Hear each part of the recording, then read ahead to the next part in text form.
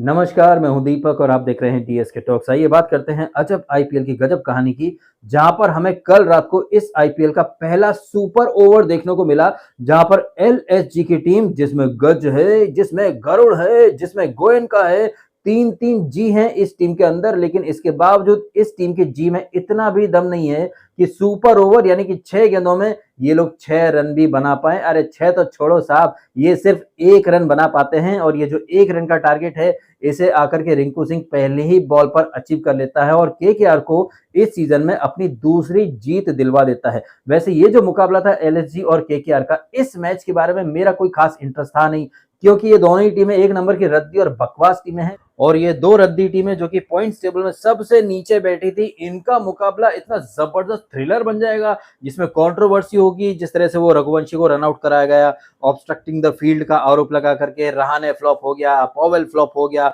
उसके बाद ये मुकाबला सुपर ओवर में जाता है, जहां पर एक के बाद एक ट्विस्ट। और सुपर ओवर से पहले कभी लग रहा था कि भैया एलएसजी जीत जाएगी, तो कभी लग रहा था केकेआर जीत जाएगी, कभी पलड़ा इधर कभी पलड़ा उधर, इतने तमाम ट्विस्ट और टर्न्स तो भाई साहब क्रिस्टोफर नोलान और अब्बास मस्तान की पिक्चरों में नहीं आते। उससे ज्यादा ट्विस्ट तो आपको कल के मैच में देखने को मिल गए, जहां पर आखिरी ओवर जब कार्तिक त्यागी डालने आता है, अरे भाई साहब back to back no ball. हमें लग रहा था एलएसजी आराम से जीत जाएगी, लेकिन नहीं, तभी विकेट गिरता है और फिर केकेआर का कमबैक होता है। लेकिन फिर से ये जो मोहम्मद शमी है, ये छक्का मार देता है और उस छक्के के साथ ये जो मैच है ये सुपर ओवर में चला जाता है। ऐसे ऐसे ट्विस्ट भाई साहब कि पूछिए मत। लेकिन यही तो है ना आईपीएल की खूबसूरती, इसीलिए तो आईपीएल को इनक्रेडिबल प्रीमियर लीग बोला जाता है। और इस बात का आपने कल रात को एक जबरदस्त वाला एग्जांपल देख लिया, जहां पर केकेआर की टीम और एलएसजी की टीम, इन दोनों में अलग ही होड़ मची थी कि कौन कितना बकवास क्रिकेट खेलता है। जहां पर शुरुआत में तो मोहसिन खान की बदौलत एलएसजी जो है वो टॉप पर आ जाती है, 5 विकेट लेकर के केकेआर की धज्जियां उड़ा देता है मोहसिन खान। लेकिन जैसे कि हमने पिछले मैच में भी देखा था, जहां पर आरआर और ये एलएसजी खेले थे, वहां पर मोहसिन खान और मोहम्मद शमी जो है वो आरआर की धज्जियां उड़ा देते हैं। फिर आरआर का संकट मोचन बनकर के आता है रविंद्र जडेजा, एक छोर संभाल करके रखता है और एंड में कंबल कुटाई करता है। हूबहू वही वाला रोल प्ले करता है कल रात के मैच में रिंकू सिंह, जो कि पहले तो संभल संभल के खेलता है, लेकिन आखिरी ओवर में वही जो गरीब रिंकू था ना, जो एक ओवर में 5 छक्के मारने का दम रखता था, सडनली रिंकू सिंह उस अवतार को वापस लेकर के आता है और दिग्विजय राठी को 4 छक्के मार करके केकेआर का जो स्कोर है वो 155 तक पहुंचा देता है। लेकिन जैसा कि हमने एलएसजी और आरआर वाले मैच में देखा था, वहां पर 159 का जो टारगेट था वो मोर देन इनफ साबित होता है। 40 रनों से एलएसजी वाले हार जाते हैं और हूबहू वही वाली कहानी रिपीट होती है कल के मैच में भी, जहां पर टारगेट जो है वो 4 रन कम था, वहां 159 थे, कल 155 था। लेकिन ये 155 रन बनाने के लिए भी एड़ी चोटी का जोर लगाना पड़ता है एलएसजी वालों को। वो एलएसजी वाले जिसमें गज है, जिसमें गरुड़ है,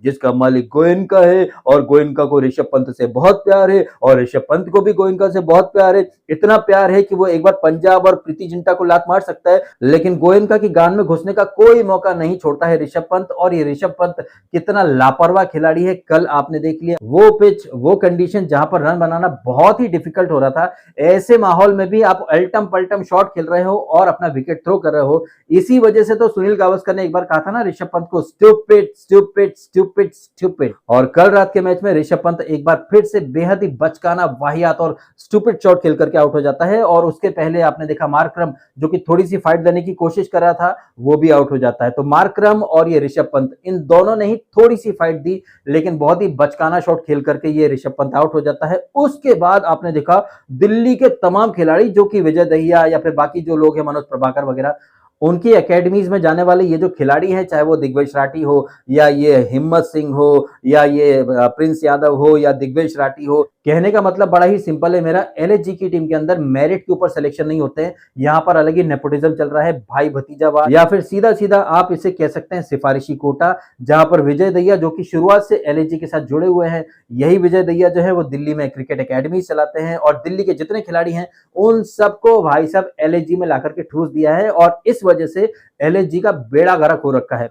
परफॉर्मेंस गया तेल लेने, मेरिट गया तेल लेने, उस खिलाड़ी के अंदर पोटेंशियल है या नहीं, ये सारी बातें गई तेल लेने। सिर्फ दहिया साहब ने बोल दिया, या फिर वो आज तक का विक्रांत गुप्ता, उसने बोल दिया कि ऋषभ पंत बहुत अच्छा खिलाड़ी है, या फिर जियो हॉटस्टार के जितने भी चपड़गंजू हैं, जैसे कि आकाश चोपड़ा, जिन्होंने मुकुल चौधरी को अ स्टार इज बोर्न कैसे चने के झाड़ पर चढ़ाया था। ये आकाश चोपड़ा के बारे में पहले भी बोल चुका हूं, न आन का न गान का, ज्ञान देता ब्रह्मांड का। और आजकल यही आकाश चोपड़ा जिसकी लकड़ बग्गे जैसी शक्ल है, उस लकड़ बग्घानी सूरत के ऊपर बड़ा सा चश्मा लगा करके, yes I have my iPad, और ये आईपैड वाली pencil, I pick the red colour, I use the squeeze feature and Priyansh Arya plays in that direction, good length को ऐसे खेलता है। अरे भैया, इतना 17 तरह के ये लोग ज्ञान देते हैं। अगर आकाश चोपड़ा ने यही ज्ञान अपने आईपीएल कैरियर में इस्तेमाल किया होता तो शायद वो लीडिंग रन स्कोरर होते, लेकिन नहीं भाई साहब। ये आकाश चोपड़ा जो कि अपने खुद के प्लेइंग डेज में कुछ खास नहीं उखाड़ पाया था, लेकिन कैसे वो दुनिया को ज्ञान देता है। और उसी का चड्डी बड्डी वो तनय तिवारी,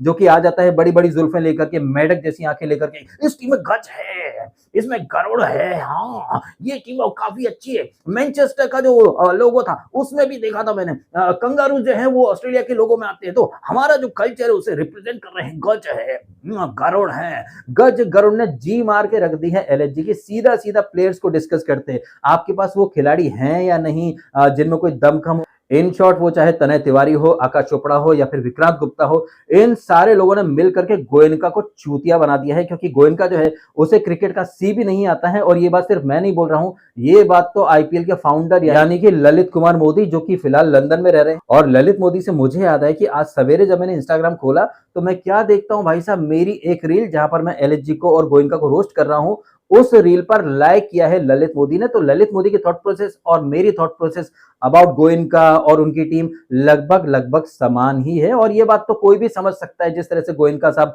ओवर रिएक्ट करते हैं, जिस तरह से उन्होंने वो ऋषभ पंत, जिसका व्हाइट बॉल क्रिकेट करियर जो है वो ऑलमोस्ट खत्म हो चुका है, सिर्फ टेस्ट टीम में खेलता है ऋषभ पंत, उस ऋषभ पंत को आपने 27 करोड़ दिए। वो दिग्वेश राठी, वो हिम्मत सिंह, वो बडोनी, जो न 3 में है न 13 में है, उन्हें आप रिटर्न करते हैं। लेकिन रवि बिश्नोई जैसे बॉलर को आप निकाल देते हैं जस्ट बिकॉज कि वो राठी ने पर्ची लिख करके वो कंट्रोवर्सी कर दी। सिर्फ कंट्रोवर्सी करके फेमस हुआ है दिग्वेश राठी, कोई मैच विनिंग परफॉर्मेंस नहीं दिए है उसने। लेकिन इसके बावजूद उन नूबड़ों को आपने टीम में रख लिया, और वो खिलाड़ी जो कि आपकी टीम में रहना डिजर्व करते थे, उन खिलाड़ियों को आपने लात मार करके निकाल दिया। तो ये सारी चीजें सिर्फ एक ही बात का इशारा करती हैं कि गोयनका एंड टीम जो है उनके अंदर क्रिकेट की बिल्कुल भी समझ नहीं है। और चूंकि इन लोगों को क्रिकेट की बिल्कुल भी समझ नहीं है, इसीलिए ये लोग आराम से वो आकाश चोपड़ा, तनय तिवारी या विक्रांत गुप्ता की बातों में आ जाते हैं। और इसका नतीजा ये हुआ कि एलएचजी जो कि कल तक नंबर 9 पर थी, आज नंबर 10 पर आ चुकी है। और पिछले 5 मुकाबले बुरी तरह से हार कर आ रहे हैं, जहां पर ये लोग आरआर के सामने 159 चेस नहीं कर पाए, और कल ये लोग केकेआर के सामने 155 का जो टारगेट है जैसे तैसे सुपर ओवर में लेकर के आते हैं। लेकिन सुपर ओवर में जो हगा है, मतलब यार समझ नहीं आता है मुझे कि निकोलस पूरन जो कि हर मैच में हग रहा है, वो निकोलस पूरन जिसके सामने सुनील नारायण ने 2021 सीपीएल में पूरा मेडन ओवर निकाल दिया था, उसी पूरन को आपने सुपर ओवर में भेज दिया और पहली ही बॉल पर सुनील नारायण ने उसको क्लीन बोल्ड कर दिया। तो ये जो थॉट प्रोसेस है आपकी कि भैया वो खिलाड़ी जो कि बिल्कुल हर मैच में फ्लॉप जा रहा है, बिल्कुल परफॉर्म नहीं कर रहा है, उसे आप सुपर ओवर में भेज रहे हैं। और वो मुकुल चौधरी, जिसे Aakash Chopra a star is born, remember the name, इस तरह के कसीदे गढ़ के चने के झाड़ पर चढ़ा रहा है, उस मुकुल चौधरी पर बिल्कुल भी भरोसा नहीं है एलएचजी वालों को। जबकि ये वही मुकुल चौधरी है जिसने केकेआर के अगेंस्ट एलएचजी को मैच जिताया था। लेकिन ऋषभ पंत कहें या फिर केन विलियमसन कहें, जो कि इस टीम के बैटिंग कंसल्टेंट है, कोच है, या फिर दहिया साहब और जितने भी लोग हैं, वो क्या नाम है उसका, जस्टिन लैंगर जो कि कोच है, इतने बड़े बड़े नाम हैं, लेकिन ये लोग सुपर ओवर में किसको भेजते हैं? निकोलस पूरन नाम के हगोड़े को, जो कि हर मैच में हग रहा है। अच्छा, निकोलस पूरन और सुनील नारायण से मुझे इनके कुछ स्टैट्स याद आए हैं जो कि आपके सामने मैं रख रहा हूं। आप देखिए, ये निकोलस पूरन 10 गेंदें खेला है सुपर ओवर में, सिर्फ 1 रन बनाया है इस झोपड़ी वाले ने। और वहीं सुनील नारायण की बात करें तो तकरीबन इसने 26 गेंदें डाली हैं सुपर ओवर्स में, सारे सुपर ओवर मिलाकर के इसके करियर के 26 गेंदें डाली हैं, कुछ 27 रन दिए हैं और 6 विकेट लिए हैं।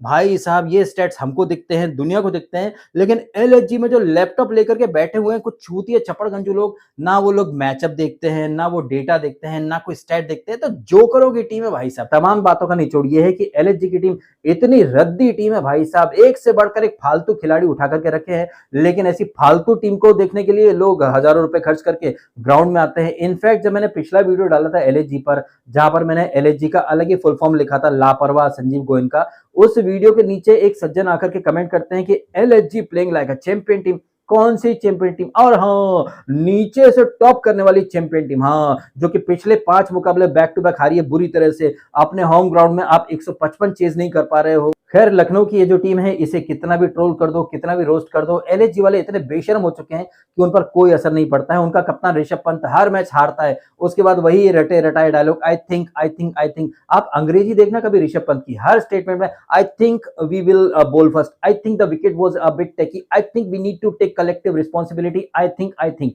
और वो इसी का चड्डी बड्डी वो अक्षर पटेल की अंग्रेजी और ऋषभ की अंग्रेजी एक जैसी है। जहां ऋषभ पंत हर एक बात के अंदर आई थिंक करता रहता है, वहीं अक्षर पटेल ऑब्वियसली अगर हम कैच छोड़ेंगे तो ऑब्वियसली कैच छोड़ देंगे तो ऑब्वियसली हार जाएंगे, ऑब्वियसली हम लोग सिली मिस्टेक कर रहे हैं, ऑब्वियसली अगले मैच में वही मिस्टेक रिपीट कर दी, ऑब्वियसली आई थिंक बस यही चल रहा है। खैर एलएसजी डीसी को मारते हैं गोली। और बात करते हैं दिन में जो पहला मुकाबला था सीएसके और जीटी का, जहां पर आपने देखा कि सम्राट ऋतुराज गायकवाड़ जो कि टुक टुक करके 74 रन बनाते हैं और पर्यावरण को बचाने के लिए कई सारे वृक्ष लगाए जाएं, इस बात को वो मेक श्योर करते हैं। हालांकि टीम भले ही जाए खड्डे में, टीम हार जाए, कोई फर्क नहीं पड़ता, लेकिन ये 74 रन मैंने बनाए हैं जो कि मेरे कॉन्फिडेंस के लिए बहुत अच्छे हैं। ये सीएसके की टीम जो कि हमें लग रहा था कि भाई एमआई को हरा करके आए हैं, अच्छा खासा इनको मोमेंटम मिल गया है, लेकिन नहीं, कल एक बार फिर से साबित हो गया कि अगर संजू सैमसन रन बनाएगा तो ही सीएसके वाले जीत पाएंगे, अदरवाइज सीएसके वाले बिल्कुल नहीं जीत पाते।